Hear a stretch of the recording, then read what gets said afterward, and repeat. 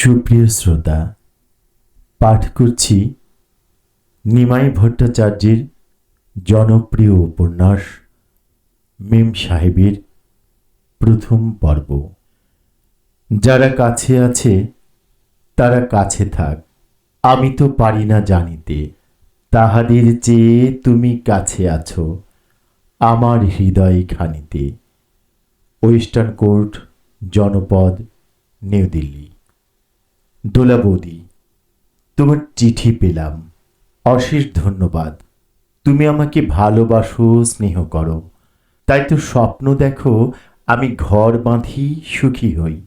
একটা রাঙা টুকটুকে বউ আসুক আমার ঘরে, আমাকে দেখাশোনা করুক, একটু ভালোবাসুক, আমার জীবনের একটা অবলম্বন হোক, তাই না? ভাবতে বেশ লাগে। আমার এই ছন্নছাড়া জীবনে একটা জুনিয়র দোলা এসে দোলা দিলে মন্দ হতো না। হয়তো তার আবির্ভাব হলে নিজের জীবনটাকে নিয়ে এমন জুয়া খেলতাম না, ভবিষ্যৎ নিয়ে ছিনিমিনি করতাম না। হয়তো তাঁর ছোঁয়া পেলে বুকের ব্যথাটা সেরে যেত। হয়তো নিকট ভবিষ্যতে মৌসুরি বা নৈনিতালের কোনো নার্সিং হোমে যাওয়ারও প্রয়োজন হতো না। হয়তো আরও অনেক কিছু হতো না। নিজের কাছ থেকে নিজেকে এমনভাবে লুকিয়ে রেখে পালিয়ে পালিয়ে বেড়াতাম না, তাই না দোলা বৌদি? সত্যি কথা বলতে কি বিয়ে করতে আমার সম্মতি না থাকলেও যদি কোনো মেয়ে আমাকে বিয়ে করে তাতে আমার বিশেষ অসম্মতি নেই, বরং বেশ আগ্রহই আছে। তাছাড়া আগ্রহ না থাকার কি কারণ থাকতে পারে বলো? তুমি তো নিজেই 18 কি 19 বছর বয়স থেকে খোকনদাকে দোলা দিতে শুরু করেছিলে। ইউনিভার্সিটির 2 গেট দিয়ে দুজনে বেরোতে। তুমি ইউনিভার্সিটির দোরগোড়া থেকে 2-এর বি বাস চাপতে, আর খোকনদা মেডিকেল কলেজের পেছন থেকে 9 নম্বর বাসে চাপত। দুজনে দুটি বাসে চাপলে কি হয়, দুজনে তো নেমে পড়তে লিন্ডসি স্ট্রিটের মোড়ে। ডিসেম্বরের হাড় কাঁপানো শীতে ফাঁকা দার্জিলিং উপভোগ করেছ তোমরা দুজনে, এসব আমি জানি। আরও জানি তুমি নিজের হাতের কঙ্কন আর গলার মোটা হারটা বিক্রি করেছিলে বলেই তো খোকনদা অত দিন ধরে রিসার্চ করে পিএইচডি হতে পারল। এমনি করে দোলা দিতে দিতে একদিন অকস্মাৎ নিজের দোলনায় তুলে নিলে খোকনদাকে। এই সবই তো নিজের চোখে দেখা। আরও অনেককেই তো দেখলাম, মঞ্জুরি, লিপি, কণিকারাই বে কি কম খেল দেখালো বলো? আমার প্রথম যৌবনের সেই সবুজ কাঁচ দিনগুলিতে তোমরা সবাই আমাকে যথেষ্ট ইনফ্লুয়েন্স করেছিলে। হয়তো আজও সেই ইনফ্লুয়েন্স শেষ হয়নি। আর ওই অনুরাধা, কত বড় বড় কথা, কত লেকচার, কত তর্ক বিতর্ক, বিয়ে, সরি, শেষ পর্যন্ত একটা পুরুষের তৃপ্তি মেটাবার জন্য আমাকে স্বীকার করবে? Never, never, never. মনে পড়ে দোলা বৌদি, অনুরাধা শেষকালে চিৎকার করে হেনরি ফিল্ডিংকে কোট করে বলতো, his designs R strictly honourable as the saying is that to rob a lady of her fortune by way of marriage.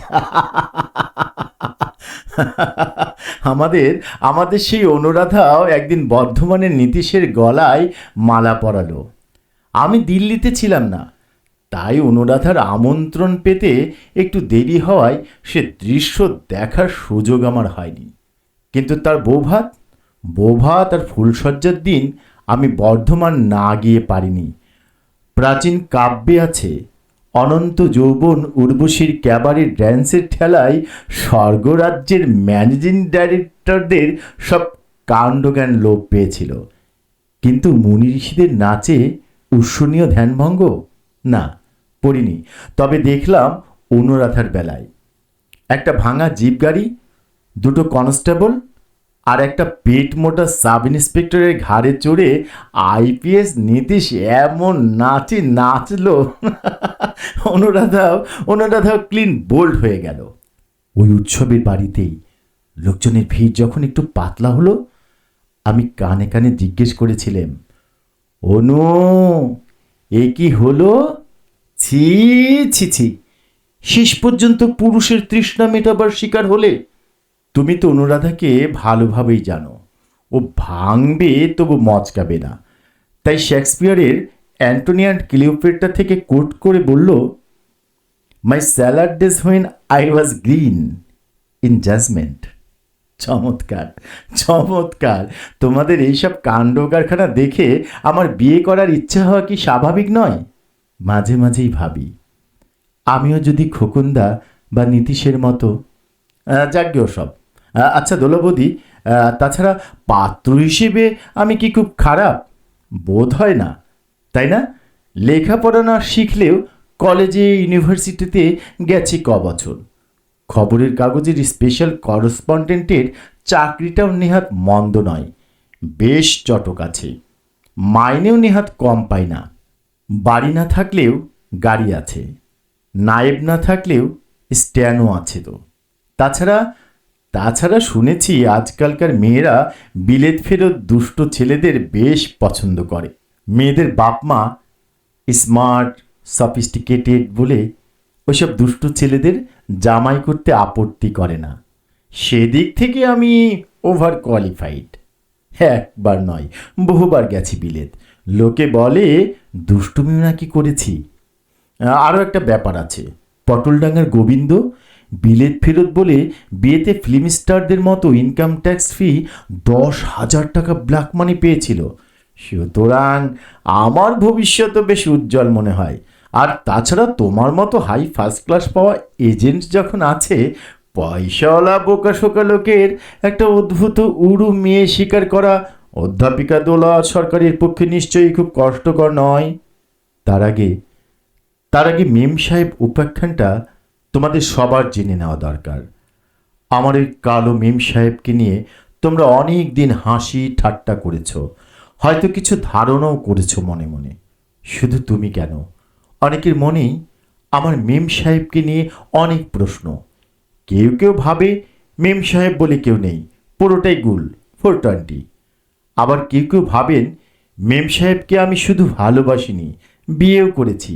নানা ধরনের নানা লোকজনের কাছ থেকে মেম সাহেব সম্পর্কে চিঠিপত্র কম পাই না।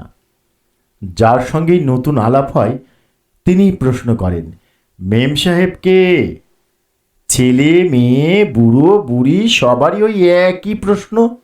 এই তো কদিন আগে দিল্লি ইউনিভার্সিটির এক তন্নি শ্যামার সঙ্গে আলাপ হলো। বাড়িতে নিয়ে গেলেন, দুটো থিন অ্যারারুট বিস্কুট, একটা প্যারা সন্দেশ আর এক কাপ চা দিয়েই মুচকি হেসে জিজ্ঞেস করলেন, মা জানতে চাইছিলেন মেম সাহেবের আসল নাম কি?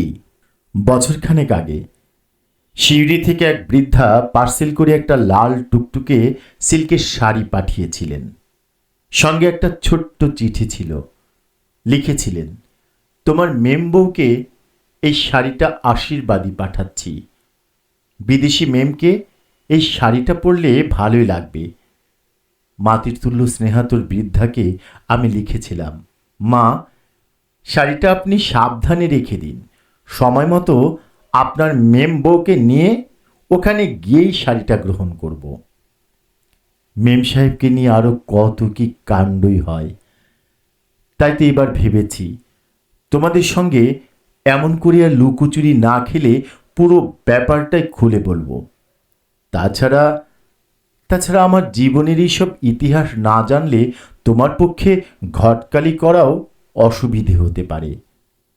তোমাকে সবই কিছু লেখার আগে নৈতিক দিক থেকে মেম সাহেবের একটা অনুমতি নেওয়া দরকার। কিন্তু আজ সে এত দূর চলে গেছে, তার অনুমতি জোগাড় করা প্রায় অসম্ভব। আর হ্যাঁ, তাছাড়া ঠিকানাটাও ঠিক আমার জানা নেই। সুপ্রিয় শ্রোতা, নিমাই ভট্টাচার্যের মেম সাহেবের দ্বিতীয় পর্ব শুনবার জন্য সঙ্গে থাকবেন। ধন্যবাদ সবাইকে।